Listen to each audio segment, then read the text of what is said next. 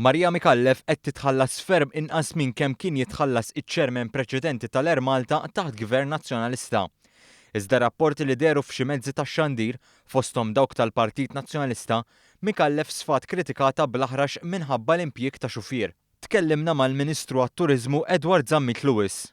Rridu ngħidu illi Marija Mikallef flimkien mas-CEO tal-Air Malta, illi huwa Philip Mikallef, qed jitħallsu terz jew inqas minn terz tal-paga illi kellu CEO tal-Air Malta maħtur taħt l-amministrazzjoni preċedenti Peter Davis.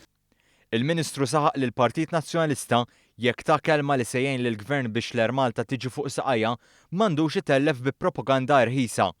Atteġġjament li jagħmel lill-istess partit politikalment irresponsabbli. Jekk veru jrid jgħin lill Partit Laburista fil-Gvern, jekk veru jrid jgħinna insolvu il-problemi illi wara kollox ħalaq il-Partit Nazzjonalista f'20 sena ta' tmexxija tal-Air Malta. Aħna ma ġara xejn irridu nsolvu l-problemi, però għall-inqas ittellifniex bi kritika rħisa u bassassinju ta' karattru. Fil-waqt li l-Air Malta tinsab għaddejja minn pjan ta' ristrutturar, pjan li għandu jintemm f'Marzu tas-sena d-dieħla, il-Ministru Zammit Lewis innota li qed isir dak kollu possibbli biex il-miri jintlaħqu.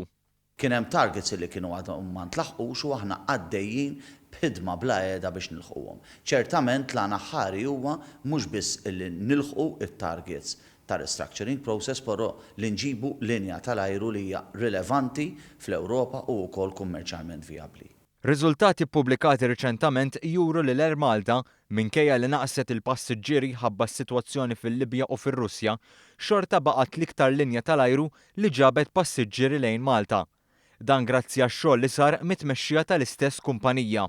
Għalkemm it-telf baqa' hemm jekk tara bħala telf total ta' passiġġieri, però irnexxielha tirkupra parti sostanzjali mit-telf. U dana sar b'xogħol intensiv illi sar mill-management u mill-bord tad-direttur u mill-chairperson tal-Air Malta.